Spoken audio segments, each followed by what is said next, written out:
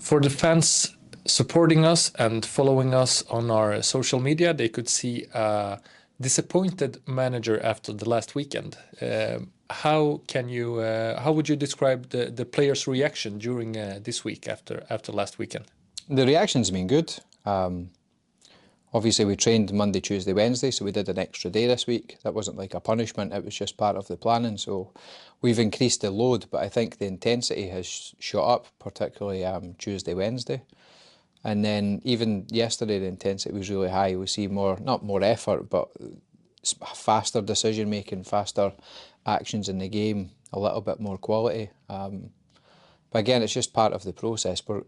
Even if you go through like games from last season, the team was quite inconsistent, and you can see in training sessions that there's still some level of inconsistencies. Part of that is just, you know, where we're at in our careers, but also it's where we're at in our development as a team, that we're not completely there as a unit in terms of the speed of the decision making, the position and the timing, but we're certainly getting there quite quickly. I think this week's probably been one of the best weeks we've had in training. So in terms of a reaction, you can expect that some people are going to have a bounce, and I think that's what we've seen this week, and I'm happy we've had that. I'd have been disappointed if it had been the other way, where, you know, I have a go at a few of the players and they crumble, which we don't have players that are going to do that. They've reacted well, and I think they've improved this week, so hopefully it leads into the game. And Monday, Gianluca came in, the new analyst. What can you say about his arrival and how, with his help, you will change what you do in the staff? Yeah, Gianlucas, he's arrived from Luxembourg. I think he was doing some work for the federation there. He's worked in the Lithuanian Federation, both as an analyst for all the youth national teams, also as an analyst educator. And then he's been doing the same in Denmark. So in terms of doing the technical work, obviously being an analyst for, I think, 5 years at this point, he's got a lot of experience. Tactically, he's very good.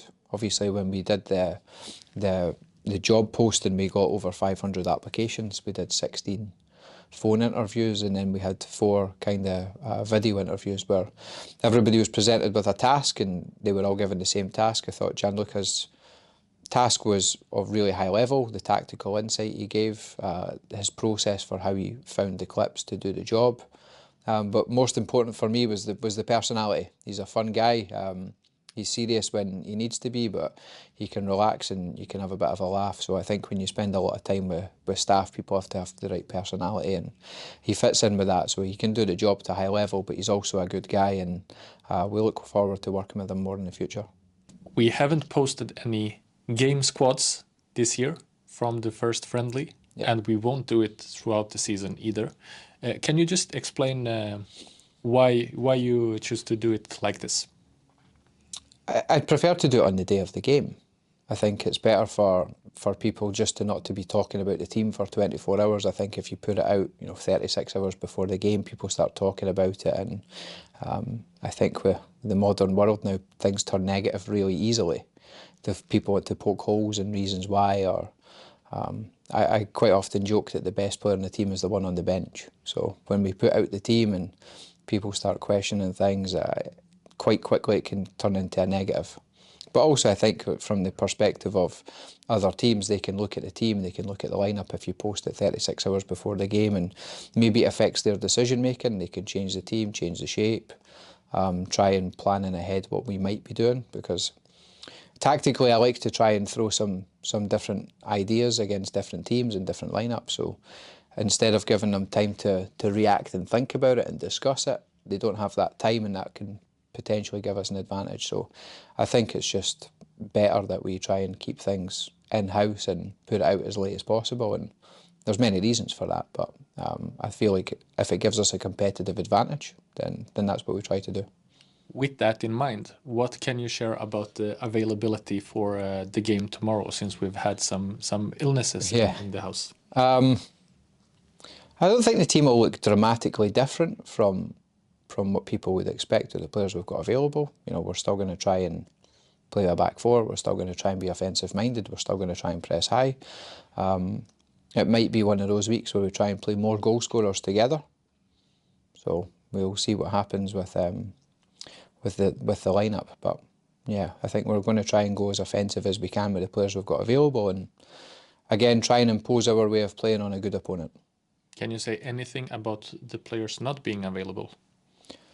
Yeah, maybe Max Svensson might be back for next week to play a little bit against Sirius, but it's probably more likely Sundsvall at the earliest. Maybe Harold might be back next week also, he's still got his groin issue. Yeah, like Irvin, we're not really sure with his timeline. We don't want to put a number on it, but we just need to make sure he's okay first. And then obviously with Alex, it's going to be a while. So yeah, we don't want to be putting timeframes on people because it's pre-season. We don't want to rush people back, but you know, we've still got a decent enough depth of quality in the squad. The good thing about having, not the good thing having about a bunch of injuries is it opens up the door for younger players. Players that might not normally have got too many minutes or be given a bit of an opportunity, they're probably going to be given more opportunity against good teams in the next few weeks. So yeah, that might open the door for some more players to show what they can do. Elfsborg got a new manager 2 days ago. How does that affect the preparation in scouting? Yeah, I think before, if they were playing 5-2-3, then maybe you can be more prepared to set up against that. But I think they played against Geiss in a friendly and it was more like 4-4-2, 4-3-3. And I think the new coach has come from Brighton, where they play more 4-4-2 in the academy. I think his background as an assistant coach has primarily been in 4-2-3-1 or 4-3-3 type systems. So whether it's been Feyenoord or different teams in Sweden, my feeling is that he'll probably play a back four. So, but again, we're not trying to be reactive and guess what Elfsborg might do, because I think it's more important that we can impose our own game and our own style and let them, if not worry about us, have something to think about in the game with our own setup. So we're going to try a couple of things tomorrow to try and make sure that when we play against Elfsborg, we're as attack-minded as we can be with the ball, to try and get in behind them, to try and break the lines, but also to control the transitions a little bit better. And maybe look at a couple of different things defensively, because if they're going to play a back three, it affects how you press in one shape. But if they build up in like a 4-3-3, for example, then it would affect the pressing shape. So what we've tried to do is make a system where if it's a 3 or a 4, it doesn't change. It just means that we just need to press in a slightly different way to control different spaces. So we're not trying to be reactive in these games. We're trying to impose our own style and how we want to play in those games, and try and put on our best performance against a good team. Lastly, what do you expect from your own team? To be competitive, to try and show more consistency across the 90 minutes, and to have the bravery to take the ball under pressure and attack a good team, and try and start really building towards April and say this is the team we want to be, with and without the ball, and to have the bravery to go and take the game to a good team rather than just sit in and accept that this opponent's good and it's a challenge for us. No, we have to, from minute one, from the first second of the game, to go in the attack and to try and get it back after we lose it. And if we show the bravery and composure and quality we've shown this week in training, we'll have a good game.